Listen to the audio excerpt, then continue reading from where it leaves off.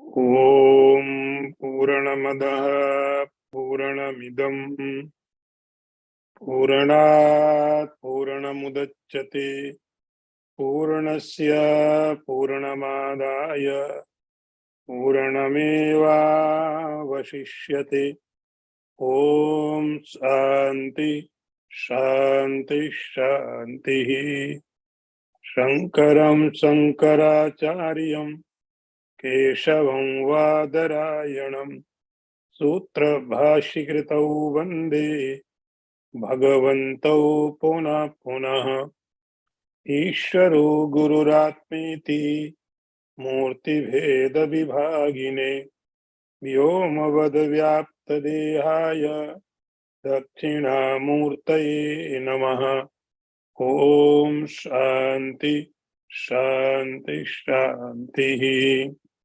नारायणं नमस्कृत्य नरं चैव नरोत्तमं देवीं सरस्वतीं व्यासं ततो जयमुदीरयेत।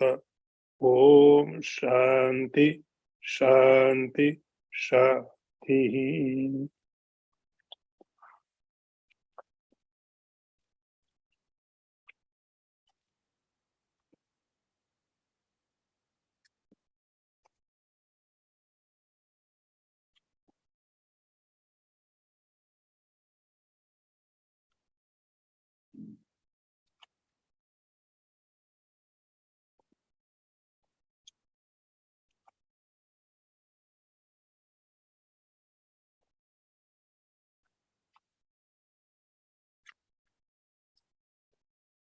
इन्द्रियस्य इन्द्रियस्यार्थे रागद्वेषौ व्यवस्थितौ तयोर्नावसम् आगच्छेत् तौ ह्यस्य परिपन्थिनौ। अर्थ देखिए, प्रत्येक इंद्रिय अपने विषय में जाती रहती है और उसमें राग द्वेष हो जाने के कारण आसक्त हो जाते हैं हम। उस राग द्वेष के बस में भगवान कहते नहीं होना चाहिए। वे राग और द्वेष हमारे शत्रु। पीछे के मंत्र में हमने पढ़ा था, भगवान कहते हैं निग्रह किम करिष्यति। हर कोई व्यक्ति वैसा सोचता है जैसे उसके पिछले जन्मों के संस्कार होते हैं या प्रकृति होती। और इसमें निग्रह, कंट्रोल कुछ कर नहीं पाता। अब प्रश्न ये हो गया, यदि हम कुछ निग्रह कर ही नहीं सकते हैं, हम कुछ कंट्रोल कर नहीं सकते हैं, तो फिर शास्त्र के उपदेश का क्या मतलब। ये सब कुछ हमारे प्रकृति के हिसाब से होगा। सब कुछ हमारी प्रकृति जो पहले की है उसके हिसाब से होगा। निग्रह कुछ कर ही नहीं सकता है, तो फिर शास्त्र बोलता है ऐसा करो, ये मत करो। इस उपदेश का अर्थ क्या रह जाएगा। तो इसके उत्तर में भगवान कहते हैं कि देखो, इंद्रिय, सेंस ऑर्गन्स, तो 5 प्रकार की जो इंद्रियां हैं, जो ज्ञान के लिए हैं, ये अपने पदार्थों में जा रही, जिस लिए बनी है उस लिए जा रही। आंख का काम है रूप देखने का, आंख कलर को देखने जाती। कान शब्द सुनता है, जीभ स्वाद लेती है। हमारा जो स्किन है, त्वचा है, स्पर्श करती है। नाक स्मेल, क्योंकि इंद्रियों का और पदार्थों का निर्माण एक ही चीज से हुआ है, वो उसका नाम है प्रकृति। जिस प्रकृति से इंद्रियां बनी हैं, उसी प्रकृति से ऑब्जेक्ट भी बने हैं। दोनों का निर्माण एक ही से हुआ है। तो ये इंद्रियां अपने अपने पदार्थों में जाती है। इंद्रियस्य अर्थे, अर्थे मतलब पदार्थ, ऑब्जेक्ट। तो इंद्रियां इंद्रियों के पदार्थों में जा रही, यहां तक सब ठीक है, यहां तक कोई समस्या नहीं है। इंद्रिय अपने आंख अपना कलर देखे। अब उसके बाद में उन पदार्थों के साथ में राग और द्वेष पैदा हो गया।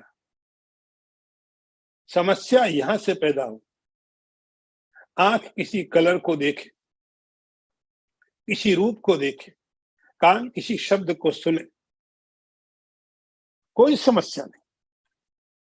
वो बने ही इसलिए, उनका निर्माण ही इसलिए किया गया है। लेकिन उसके बाद जब वहां पर दो चीजें पैदा हो जाती, राग और द्वेष, कि मैं यही देखना चाहता हूं, कि मैं ये नहीं देखना चाहता हूं। ऐसा जो राग पैदा हुआ, यही मुझे देखना है, ये मुझे अच्छा लगता है, ये मुझे अच्छा लगता है, ये मुझे अच्छा लगता है, ये मुझे अच्छा नहीं लगता है, इससे मुझे द्वेष है। वो कोई व्यक्ति हो सकता है, कोई पदार्थ हो सकता है, कोई वस्तु, व्यक्ति, पदार्थ, कंडीशन, कुछ भी हो सकता है। तो अब ये जो कुछ भी हुआ, वहां पर या तो हमारा राग हुआ या हमारा द्वेष हुआ। भगवान कहते जो राग और द्वेष है, ये राग द्वेष अब शत्रु की तरह भगवान कहते परिपंथिनौ, ये दोनों ही हमारे शत्रु हो जाते। शत्रु का अर्थ है दुख का कारण। ये राग और द्वेष, ये दोनों ही दुख के कारण हो जाते। हम किसी को देखना चाहते और दिखता नहीं, हम कोई कंडीशन चाहते, कंडीशन मिलती नहीं, हम किसी व्यक्ति को चाहते, व्यक्ति मिलता नहीं, क्योंकि राग है। और हम किसी व्यक्ति पदार्थ को नहीं चाहते, वो मिलता है, ये द्वेष है। तो राग के कारण, द्वेष के कारण ये दोनों चीजें मिलेगी, ये परिस्थितियां होंगी। उन परिस्थितियों को आप कैसे रिएक्ट करते हैं। भगवान कहते हैं अब ये शत्रु हैं, तयोरना बसम आगच्छेत। अर्जुन तुमको ध्यान ये रखना है, इनके बस में नहीं आना। इनको तुम योद्धा हो, और तुम्हारा योद्धा होने के कारण तुम्हारा ये काम होता है कि तुम अपने शत्रुओं को पराजित करो। तो तुम्हारे जो शत्रु बाहर खड़े, ये कोई बहुत ज्यादा शत्रु नहीं। ये जो बाहर में खड़े हुए लोग हैं, आज शत्रु हैं, कल को मित्र हो जाते हैं। कल भीष्म पितामह तुम्हारे साथ खड़े थे, द्रोणाचार्य तुम्हारे गुरु थे, आज शत्रु पक्ष में खड़े। तो बाहर में खड़े हुए जो शत्रु होते हैं, उन शत्रुओं का होना कोई परमानेंट चीज नहीं। शत्रु मित्र बन जाते हैं, मित्र शत्रु बन जाते हैं। लेकिन अंदर में ये जो दो शत्रु हैं, ये जो दो दुश्मन हैं, एक का नाम राग है और दूसरे का नाम द्वेष। ये राग और द्वेष के तुमको बस में नहीं होना। आप देखो, आप कोई भी चीज सुनो, लेकिन बिना राग के और बिना द्वेष के। आप कोई भी पदार्थ, किसी इंद्रिय कोई पदार्थ में जाए, इंद्रिय से आरती मतलब हर एक इंद्रिय के साथ में राग जुड़ा होगा, हर एक इंद्रिय के साथ में द्वेष जुड़ा होगा। तो कोई भी इंद्रिय, कोई भी सेंस ऑर्गन कहीं पर भी जाए, जाने दो, केवल एक ही समस्या पैदा होती है, और वो होता है राग और द्वेष। मुझे यही व्यक्ति, यही पदार्थ, यही स्थिति, यही चाहिए। यहां से अब समस्या पैदा हो जाती, या कि द्वेष, ये मुझे नहीं चाहिए।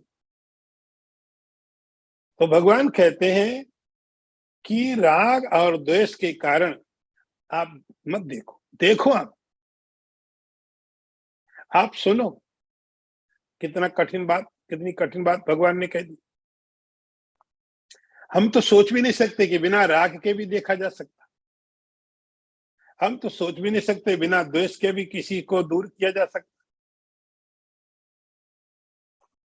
राग द्वेषौ तयोर्ना वशमागच्छेत्, तुमको इनके बधीन नहीं होना है, राग और द्वेष।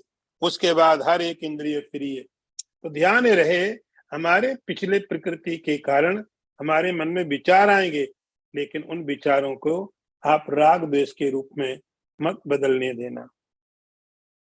अगला मंत्र देखिए, श्रेयान् स्वधर्मो विगुणा पर धर्मात् स्वनुष्ठितात् स्वधर्मे निधनम श्रेया पर धर्मो भयावह।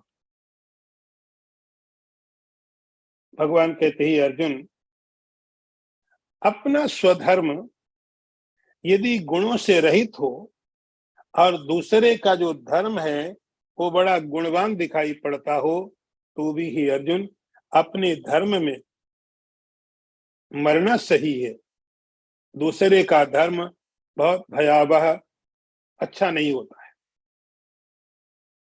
भगवान ने बहुत ही स्पष्ट रूप से अर्जुन को आदेश दिया, अर्जुन को नहीं, समस्त लोगों को जो भगवान को सुन रहे हैं। स्वधर्मे निधनम श्रेय, आपका अपने धर्म में ज्यादा से ज्यादा क्या हो सकता, अधिक से अधिक क्या होगा। यदि मैं अपने धर्म का पालन करने गया तो मेरी संपत्ति चली जाएगी। मैं यदि अपना धर्म का पालन करने गया तो ये समाज के लोग नाराज हो जाएंगे। मैं अपने धर्म का पालन करने गया तो ये नुकसान हो जाएगा। मैं अपने धर्म का पालन करने गया तो ये नुकसान हो जाएगा। भगवान कहते ज्यादा से ज्यादा क्या होगा, अधिक से अधिक क्या हो सकता है, अधिक से अधिक हो सकता है मृत्यु, इससे ज्यादा कुछ नहीं। उसको भी स्वीकार कर लेना चाहिए। कंडीशन क्या है, आपका अपना धर्म। ये बहुत ही महत्वपूर्ण बात भगवान यहाँ पर सभी लोगों को बता रहे हैं, आपका अपना धर्म। धर्म कितना पर्सनल होता है, धर्म व्यक्तिगत होता है, समाज का कोई धर्म नहीं होता है। समाज तो संस्कृति के लिए, मोरालिटी के लिए और झगड़ों के लिए बनते हैं। समाज सामूहिक होता है, एक आदमी का समाज नहीं होता है, एक व्यक्ति कोई सोसाइटी नहीं होता है, और कोई सोसाइटी धार्मिक नहीं होती है। अकेला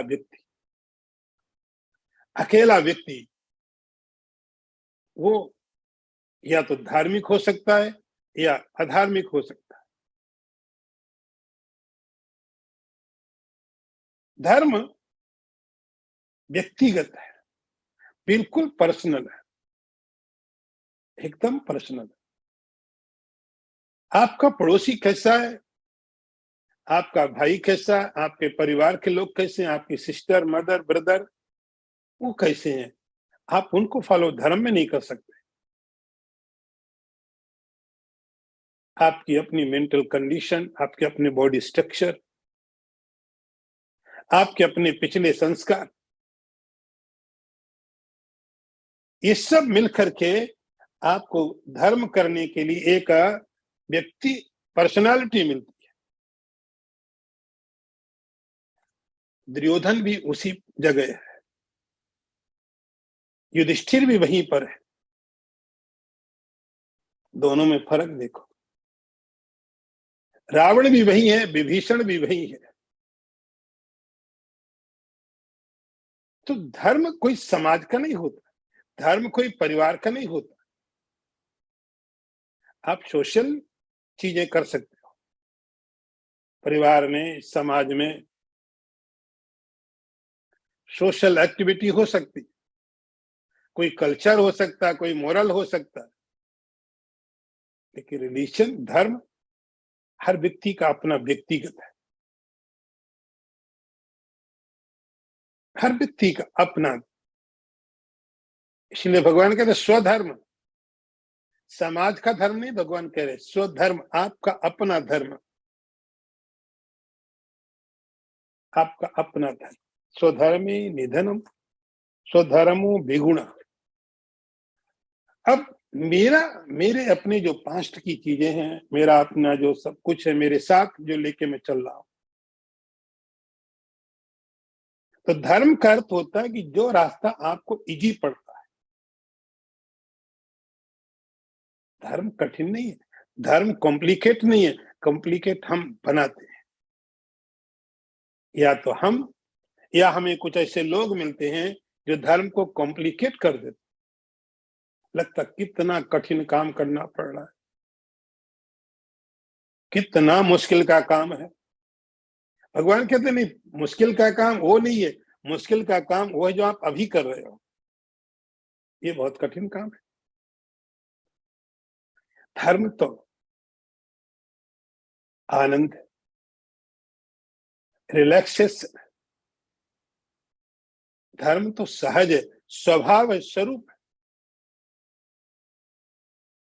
जो चीजें हमारे साथ हैं वो मेरा अपना पास्ट, मेरे अपना संस्कार, मेरी अपनी बॉडी, मेरा अपना सब कुछ।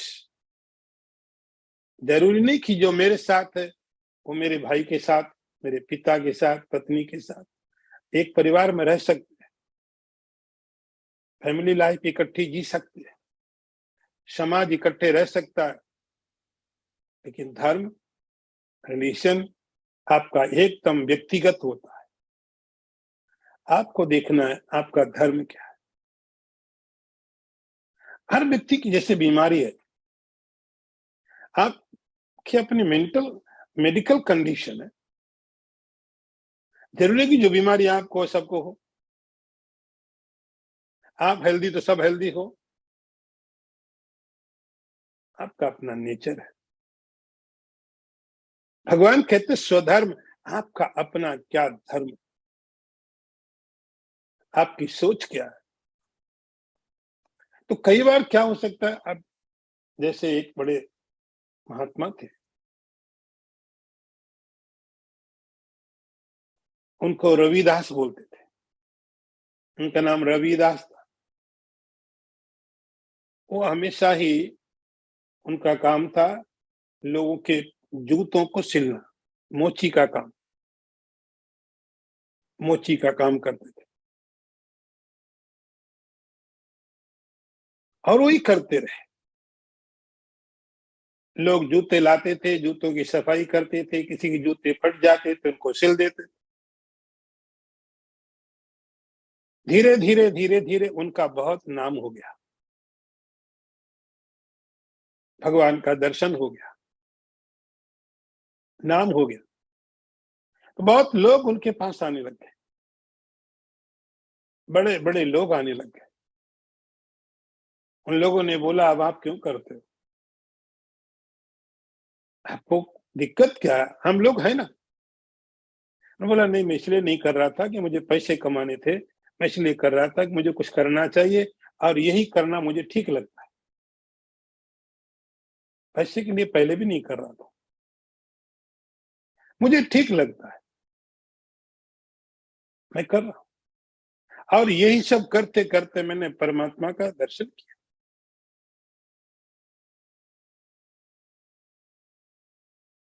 वो जो पानी था जिसमें अपना वो सब हथियार सिलने वाले गीला करते थे, कपड़ा धागा गीला करे, हथियार दे गीला करे, एक छोटी सी कटोरी में रखा था,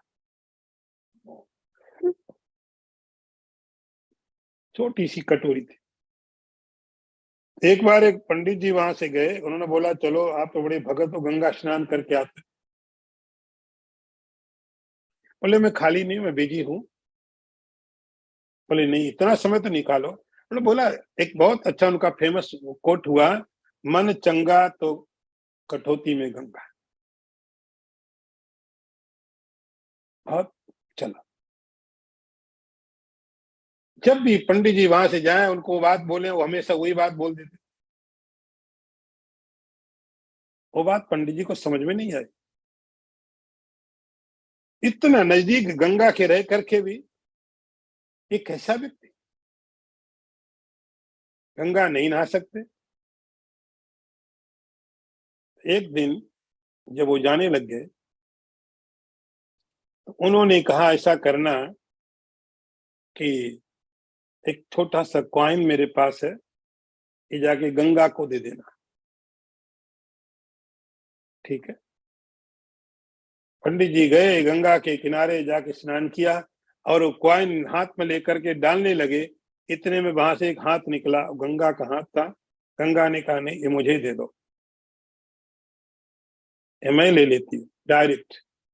और इसके बदले उन्होंने एक बहुत अच्छा सोने का डायमंड लगा हुआ एक ब्रेसलेट दे दिया कि ले जाओ, और जाके रविदास को दे देना, ये मेरा आशीर्वाद है।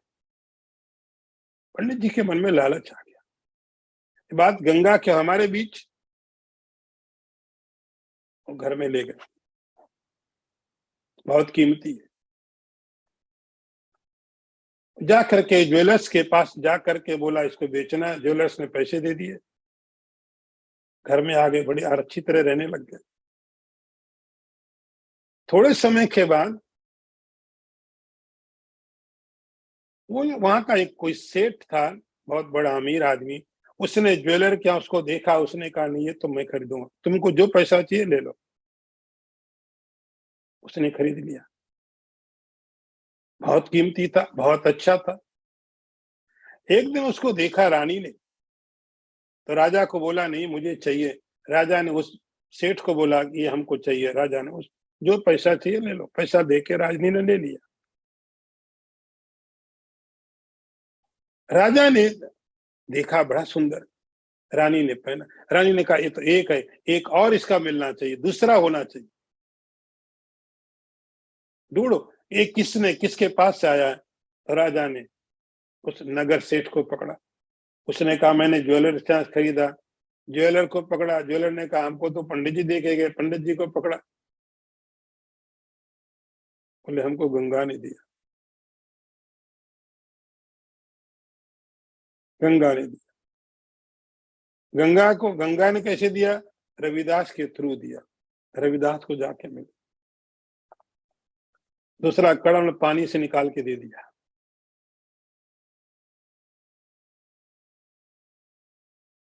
वो अपना जो काम था, एक ब्राह्मण है जो गंगा नहा रहा है, वो भी ठीक है। एक रविदास है जो जूते सिल रहा है, वो भी ठीक है। वो दोनों ठीक है, लेकिन आपको पहचानना पड़ेगा। अब ऐसा नहीं कि रविदास वो काम ब्राह्मण का शुरू कर दे, ब्राह्मण रविदास का कर दे। आप जहां हो, आपकी जो स्थितियां हैं, वो आपका धर्म होता है। उस धर्म को पहचानना बहुत बड़ी जिम्मेदारी है। भगवान कहते हो सकता है कि आप जिस धर्म का पालन करते हैं, धर्म का मतलब हिंदू मुसलमान की बात नहीं कर रहे। धर्म का अर्थ है आपका अपना व्यक्तिगत जो नेचर है, जिसके द्वारा आप परमात्मा को प्राप्त कर सकते हैं इजीली। धर्म का अर्थ हुआ आपकी जो शरीर, मन, परिस्थितियां हैं, उनके उनको उपयोग करके आप अच्छे तरीके से परमात्मा को प्राप्त करें। आप वो करो ना। आप दूसरे का धर्म, कोई बड़ा अच्छा, कोई पंडित है, उसका धर्म होने दो, उसका धर्म अच्छा है, वो ठीक, उसको करने दो ना। मुझे ये परमात्मा की प्राप्ति इसी से हो जाएगी। तो भगवान कहते हैं श्रेयां स्वधर्मो विगुणा पर धर्म अनुष्ठितात। दूसरे का जो धर्म है उसको देखो, बड़ा अच्छा धर्म उसका, ये गंगा स्नान करता है, जप करता है, यज्ञ कर रहा है, करने दो। हिमालय में तपस्या कर रहा है, उसका काम। अर्जुन, तुम ये देखो तुम्हारा क्या धर्म, और जो तुम्हारा धर्म है उसमें कई बार हो सकता है कि जैसे तुम योद्धा, तुम्हारा धर्म युद्ध करने का है, तुम्हारा धर्म धर्म की रक्षा के लिए युद्ध करना है। अब वो करते करते तुम्हारी यदि मृत्यु भी हो जाए तो भी तुम्हारे लिए अच्छा है। दूसरे का धर्म पालन करने जाओगे, दूसरों का धर्म तुम्हारे लिए कल्याणकारक नहीं हो। दूसरों का धर्म तुम्हें कभी भी सुखी धर्म नहीं बन सकता है, क्योंकि तुम्हारे लिए है ही नहीं। इसलिए भगवान ने कहा, अर्जुन तुम अपने धर्म का पालन करो। अब अगला मंत्र देखिए। अर्जुन उवाच अथ केन प्रयुक्तोऽयं पापं चरति पुरुषः अनिच्छन्नपि वार्ष्णेय बलादेव नियोजिता।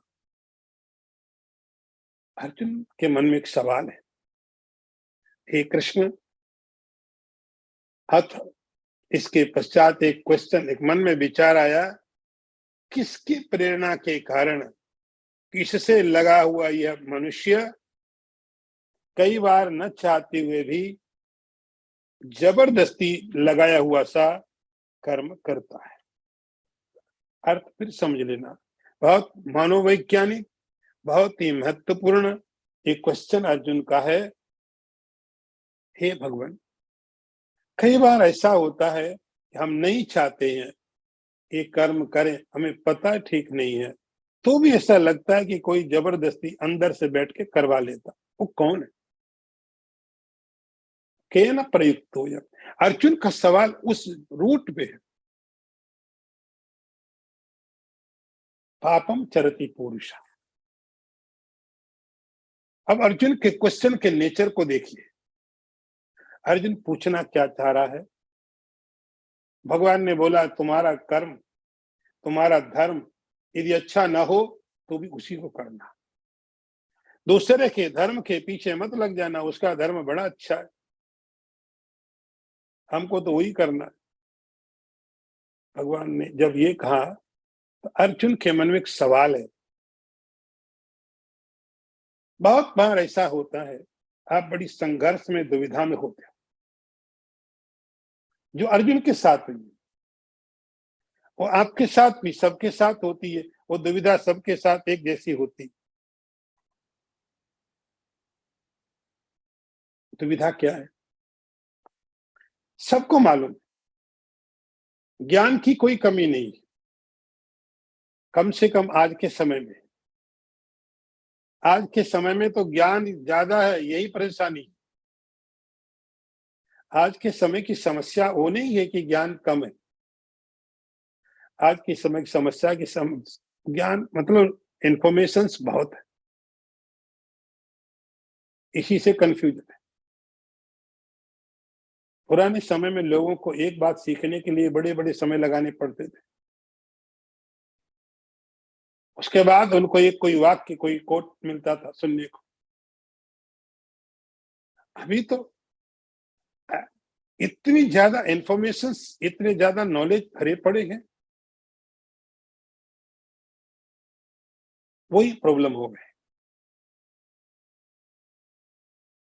तो ज्ञान की कोई कमी नहीं है, बहुत है। लेकिन सबसे बड़ी समस्या, इतना ज्ञान संपन्न आज समाज है जो शायद पहले कभी नहीं रहा होगा।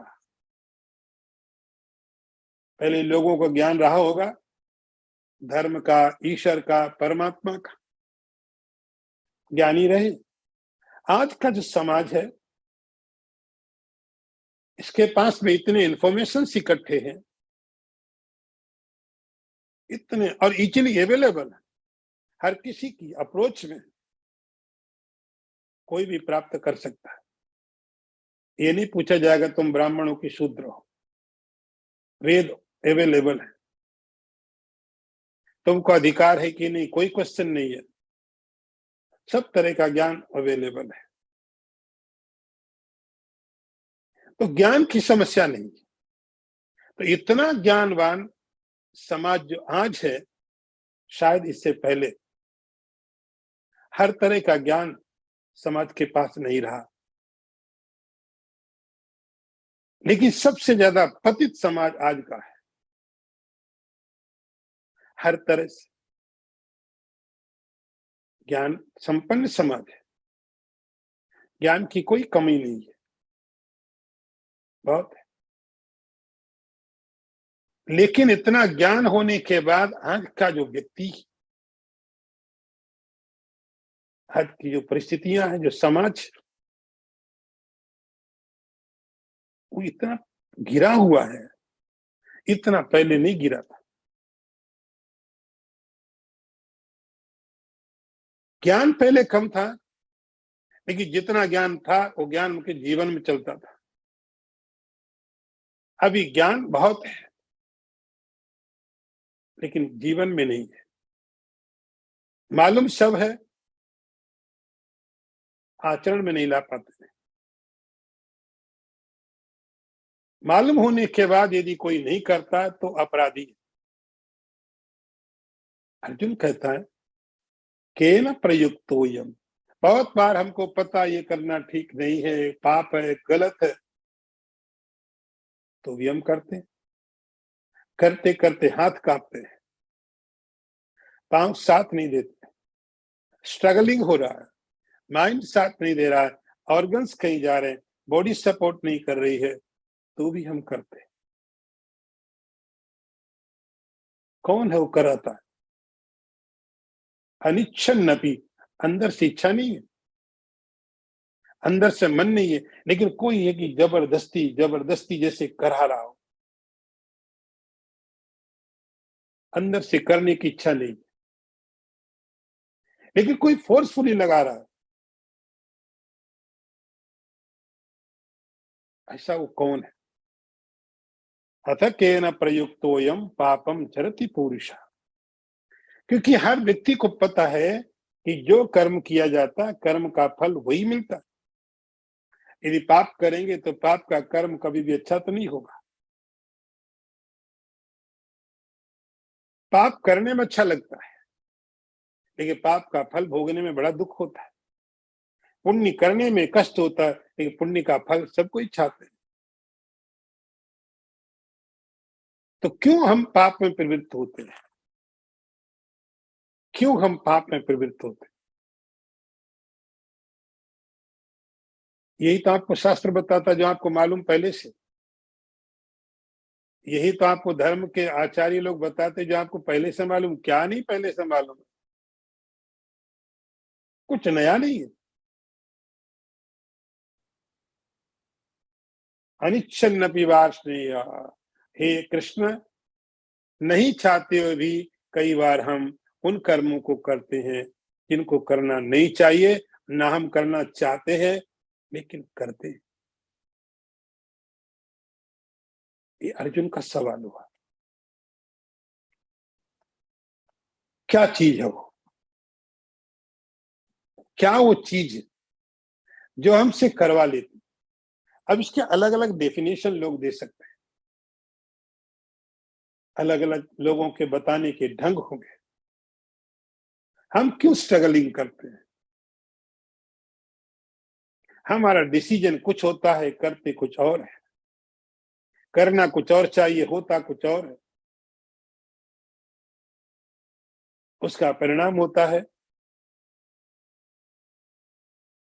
जीवन एक ऐसी दिशा में जा रहा है जहां के परिणाम कभी अच्छे नहीं होते। अब उसका उत्तर सुनिए। श्री भगवान उवाच, भगवान ने कहा, क्योंकि भगवान ही इस रहस्य को बता सकते हैं। इस रहस्य को भगवान ही बता सकते हैं कि अंदर में क्या हो रहा है। काम एष क्रोध एष रजोगुण समुद्भवा महासनो महापाप्मा विद्धि एनम यह वैरिणम। अर्थ देखो, भगवान कहते हैं अर्जुन, काम एष, यह काम, ये क्रोध रजोगुण से उत्पन्न हुए, ये महासना है, बहुत खाने वाले हैं, महापापी है, इनको तुम शत्रु समझो।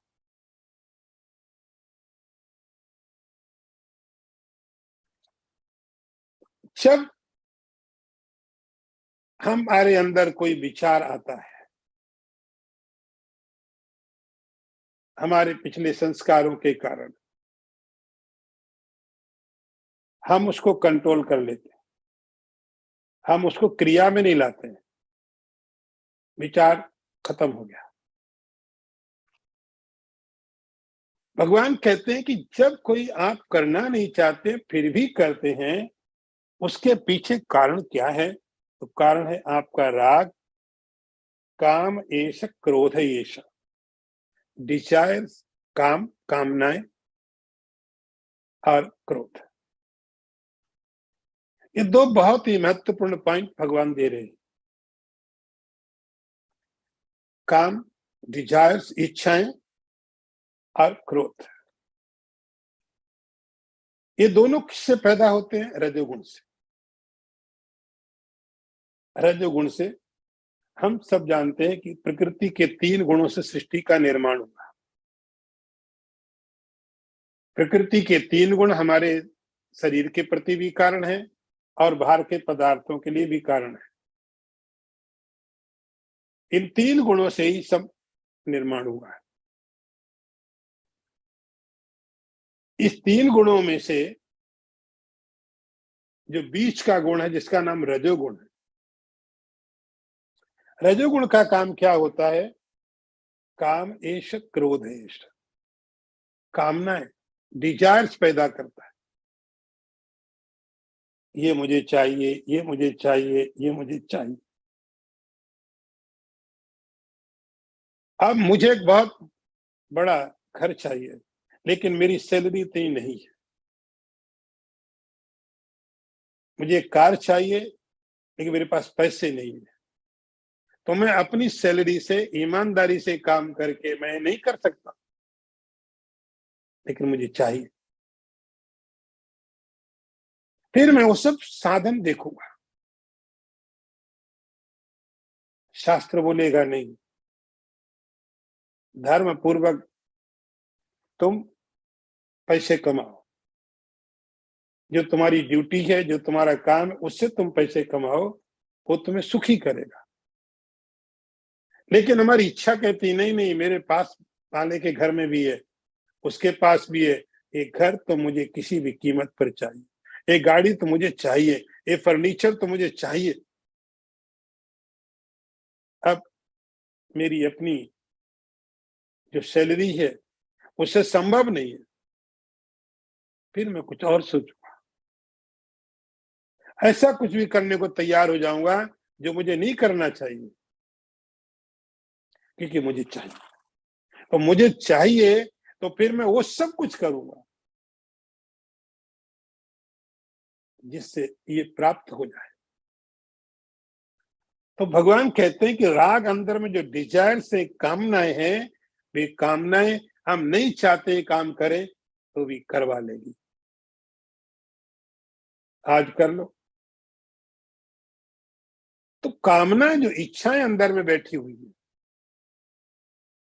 नहीं नहीं कर नहीं, मुझे चाहिए, मुझे चाहिए, तो काम, कामेश, और उसी का नाम पड़ जाता एश, मतलब द सेम। दो चीजें नहीं है कि काम अलग है, क्रोध अलग है। वही चीज है। पहले शुरू में डिजायर होती है, बाद में फ्रस्ट्रेशन होती है, शुरू में इच्छा होती है, फिर बाद में क्रोध। तो सारे जितना दुनिया में लोग फ्रस्ट्रेटेड हैं, उसका अर्थ हुआ उनकी कामनाएं बहुत है और अधूरी है। अधूरी कामना तो बहुतों की, सबकी, लेकिन जो अपनी कामनाओं के प्रति बहुत ज्यादा राग रखते, एक तो हमारा भी है, चलो मिल गया तो अच्छी बात है, नहीं मिला तो ठीक है, ईश्वर की इच्छा। एक ऐसा कि नहीं मुझे चाहिए, ये भी चाहिए, ये भी चाहिए, ये भी चाहिए, डिजायर्स बहुत हैं और वो अतृप्त है। तो जब बहुत सारी अतृप्त अपूर्ण इच्छाएं होती हैं, ये व्यक्ति क्रोध में हो जाता है, फ्रस्ट्रेशन पैदा हो जाएगा, सबके ऊपर फ्रस्ट्रेट, परिवार में, बच्चों में, इसमें उसमें। वो जो काम है, इच्छाएं हैं, वही क्रोध बन जाता है। काम एष क्रोध एष रजोगुण समुद्भवा। इसका कारण क्या है, इसके रूट क्या है, तो रजोगुण। तो जब तक रजोगुण है, ये होते रहेंगे। कितना भी शास्त्र सुन लिया जाए, कितना भी प्रवचन सुन लिया जाए, अंदर में रजोगुण बैठा हुआ है, अंदर में गुण बैठा हुआ है, सुन लिया, अभी लगा समझ में आ गया, थोड़ी देर बाद भूल गए, कुछ समझ में नहीं आया। क्योंकि अंदर में बैठा जो गुण है वो संचालित कर रहा है। अंदर में बैठा गुण वो हमारी पूरे व्यक्तित्व को, हमारी पूरी पर्सनालिटी को संचालित कर रहा है। हमको लगता हम कर रहे हैं, नहीं, आप फ्री नहीं हो, आप नहीं कर रहे, आपसे करवाया जा रहा है। और भगवान कहते हैं इनका और नेचर क्या है, महासन, कितना भी आप कर लो, महापापमा, कितना भी आप कर लो, कि इतना कर लेंगे फिर खत्म हो जाएगा, इतना कर लेंगे फिर खत्म हो जाएगा, इतना काम कर लेंगे फिर डिजायर्स खत्म, महासना करते, कितना भी खा, आप कितना भी दे दो। जैसे अग्नि को कितना घी दो, अग्नि बोलेगी बस अब नहीं चाहिए, आप कितना भी दे दो, अग्नि को घी और बढ़ाता रहेगा। महासना भगवान कहते हैं आज तक, भाई नेचर, ऐसा नहीं कि आपकी शक्ति नहीं है, ऐसा नहीं आपने काम नहीं किया, आप असमर्थ हो, ऐसा कुछ नहीं है, ये इसका नेचर ऐसा है, कभी तृप्त नहीं होगी। महापापमा कुछ भी करेगा, कुछ भी करेगा, कभी पूरा नहीं होने देगी इच्छाएं, कभी और कुछ भी करवाएंगी, कुछ भी। इस व्यक्ति के लिए न कोई धर्म होता है, इस व्यक्ति के लिए न कोई नैतिकता होती है, न कोई समाज होता है, न कोई परिवार होता है, इसके साथ केवल इसकी इच्छाएं होती और इसका एंगर होता है, कुछ नहीं। इसके लिए न कोई अपना समाज है, न कोई परिवार, परिवार से इच्छाएं पूरी हुई तो ठीक है, नहीं हुई तो ये नहीं ठीक काम का है। देखते समाज में क्या हो रहा है, डाइवोर्स। तो कुछ सोचा था, हुआ नहीं, हो सोचा कुछ और था, इच्छाएं पूरी नहीं हुई, पति अलग, पत्नी अलग, बच्चे अलग। काम है, भगवान कहते इसका मतलब है कामना है, इसका मतलब है क्रोध, फ्रस्ट्रेशन, अशांति, और इनका कोई अंत नहीं है।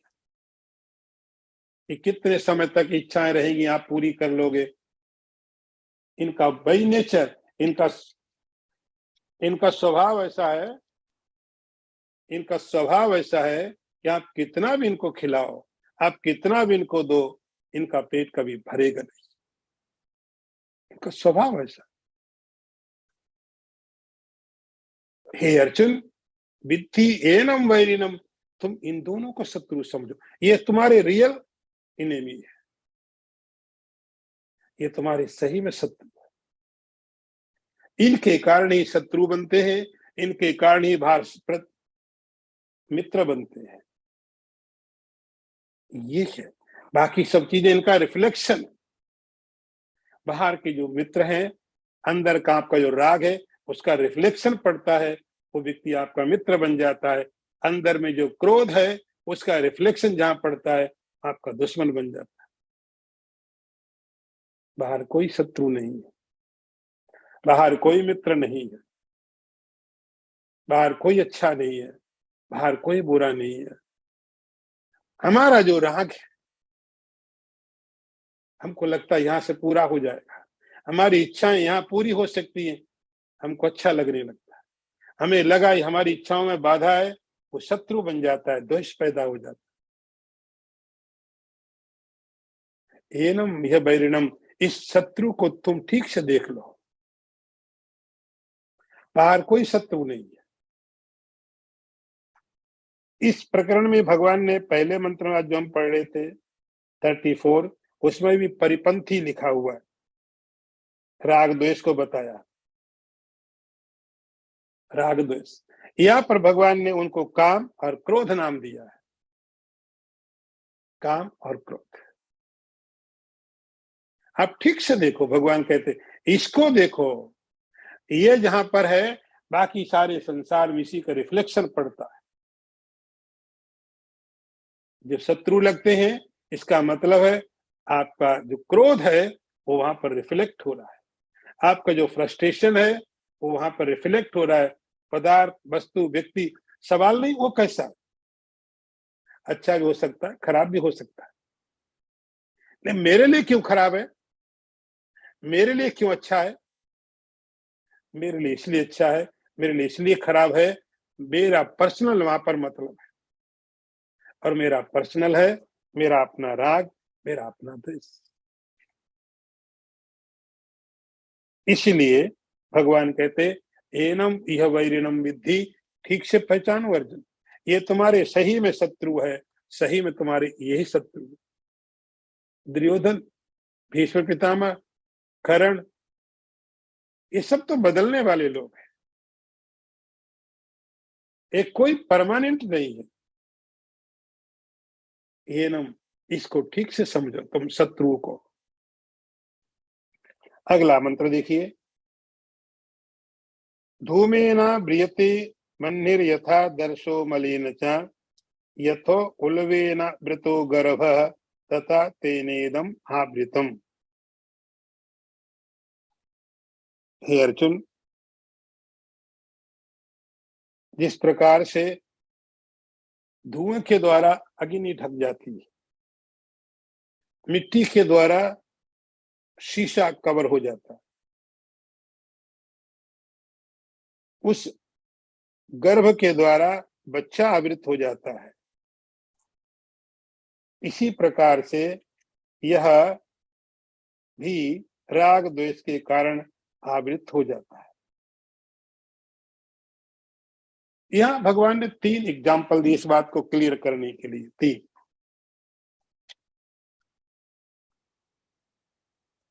तीन एग्जाम्पल है जो भगवान ने दिए। पहला दिया है आग धुएं से ढक जाती, 3 तरह की वृत्ति होती, देखिए आप समझिए,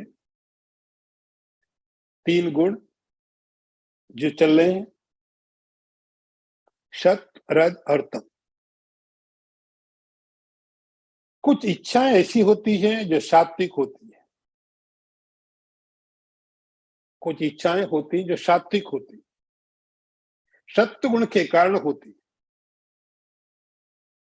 जैसे हमें स्टडी करनी चाहिए, स्वाध्याय करना चाहिए, मुझे ये पढ़ना है, मुझे मेडिटेशन करना है, तप करना है, तीर्थ यात्रा करनी है, जप करना है, यज्ञ करना है, चैरिटी करनी है।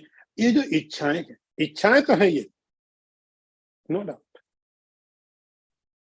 मुझे ये चाहिए, मुझे ये करना है, मुझे वो करना है, मुझे ये करना है, ये इच्छाएं तो बहुत है। लेकिन सब ये इच्छाएं कैसी है? सात्विक इच्छा।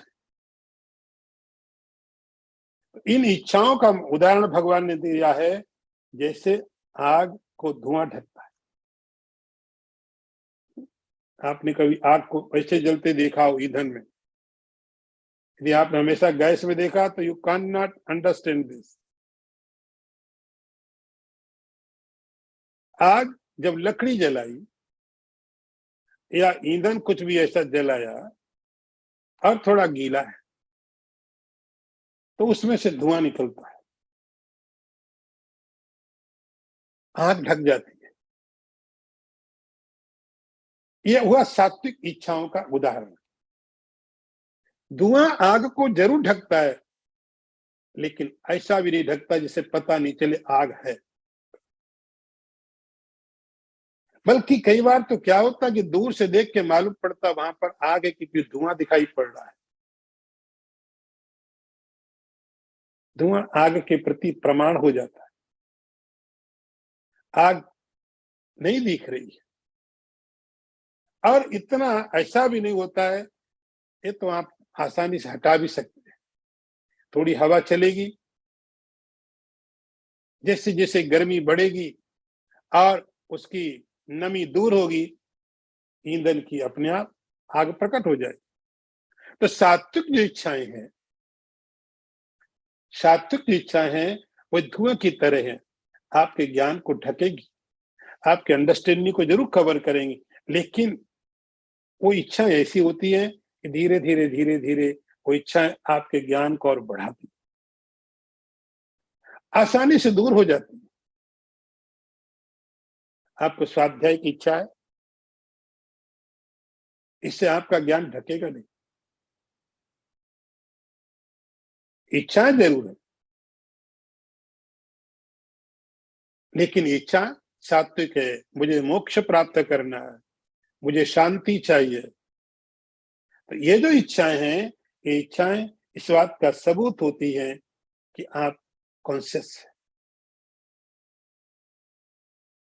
तो सात्विक इच्छाएं, अग्नि का भगवान ने उदाहरण दिया, धूमेना ब्रियते वह्नि, जैसे अग्नि धुएं से ढकी होती है, लेकिन धुआं अग्नि को बहुत समय तक ढक नहीं पाता है, प्रकट हो जाएगा। ऐसे ही सात्विक इच्छाएं अपने आप निवृत्त हो जाएंगी। इतनी मजबूत नहीं है, इतनी खतरनाक नहीं है। वे इच्छाएं आपको आपके लक्ष्य में पहुंचाने में और साधक बन जाती है। दूसरा रजोगुण का दिया कि जो राजसिक इच्छाएं होती है, तमो ऐसी होती है, शीशे के ऊपर में मिट्टी आ जाती है। अब शीशे के ऊपर में जो मिट्टी है वो अपने आप नहीं हटती, उसको हटाना पड़ता है। वो थोड़ी सी जम गई, अब वो शीशा अपना काम नहीं कर पाएगा। कई बार मिट्टी इतनी ज्यादा पड़ जाए कि शीशा पूरी तरह से ढक जाता है। मिट्टी हटाओ, अंदर में शीशा ठीक है। उस मिट्टी को आसानी से हटाया जा सकता है। तो आप जब शीशा देखने जाएं, शीशे पर मिट्टी भरी पड़ी है, तो आप थोड़ा देख पाते, थोड़ा नहीं देख पाते। आप कहते ग्लास गंदा, साफ करना पड़ेगा, आप वाइप कर देते हो, उसके बाद आप अपना रिफ्लेक्शन देख पाते हो। वो जो मिट्टी है, मिट्टी का जो लेयर है, उस मिट्टी के लेयर ने शीशे का जो काम था वो नहीं होने दिया, रिफ्लेक्शन नहीं हुआ। लेकिन वो मिट्टी का लेयर इतना भी रिजिड नहीं है कि उसको निकालने में दिक्कत हो, दिखाई नहीं पड़े, दिख जाएगा। रजोगुण की जो इच्छाएं होती है कि मुझे ये प्राप्त करना, मुझे ये चाहिए, मुझे ये चाहिए, ये चाहिए, ये इच्छाएं थोड़ी खतरनाक है, थोड़ी अच्छी नहीं है, लेकिन फिर भी इन इच्छाओं को भी धीरे धीरे धीरे धीरे रिमूव किया जा सकता है, किया जा सकता है। तो एक तो हुआ जो आपकी आध्यात्मिक इच्छा है, सात्विक। दूसरी आपको आपके जो ड्यूटीज है, जो कर्तव्य है, उसके लिए आपकी इच्छा है। मेरा काम है, मेरी ड्यूटी है, तो मुझे ये काम करना है, इसके लिए मुझे पैसा चाहिए, परिवार है, अमुक चीज है, तो आप उसके लिए काम करते, आपकी ड्यूटीज, वो भी इच्छाएं और रजोगुण की। और तीसरा भगवान उदाहरण दिया, जैसे गर्भ में बच्चा ढका हुआ है, अब ये कुछ भी पता नहीं, अंदर में जो बच्चा है गर्भ में, उसके बारे में कोई आइडिया नहीं, अभी तो मशीनें हैं, जिससे हम पता करते हैं अंदर में लड़का की लड़की। लेकिन फिर भी हमारे कंट्रोल में तो थोड़ी कि लड़का कब हो लड़की कब हो। अदृश्य पूरी तरह से है, लेकिन हमारे समझ से परे है। भगवान इसलिए कहते हैं जो तीसरी इच्छाएं हैं वो है तमोगुणी। आप दूसरों को जब नुकसान करने की बात सोचते हो, निगेटिव निगेटिव डिस्ट्रक्टिव जो है सोच, वो तमोगुणी है। भगवान कहते हैं इनके कारण, इन इच्छाओं के कारण अपना ज्ञान, अपनी समझ, अंडरस्टैंडिंग तब जाती है और रजोगुण तमोगुण प्रेरित करके वो काम करवा लेते हैं जो आप नहीं करना चाहते हो। ओम पूर्णमदः पूर्णमिदं पूर्णात् पूर्णमुदच्यते पूर्णस्य पूर्णमादाय पूर्णमेवावशिष्यते। ओम शांति शांति शांति। शंकरं शंकराचार्यं केशवं वादरायणं सूत्रभाष्यकृतौ वन्दे भगवन्तौ पुनः पुनः।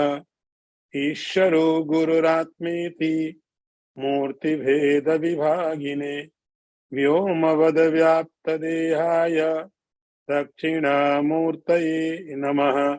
ओम शांति शांति शांति। नारायणं नमस्कृत्य नरं चैव नरोत्तमं देवीं सरस्वतीं व्यासं ततो जयमुदीरयेत। ओम शांति शांति।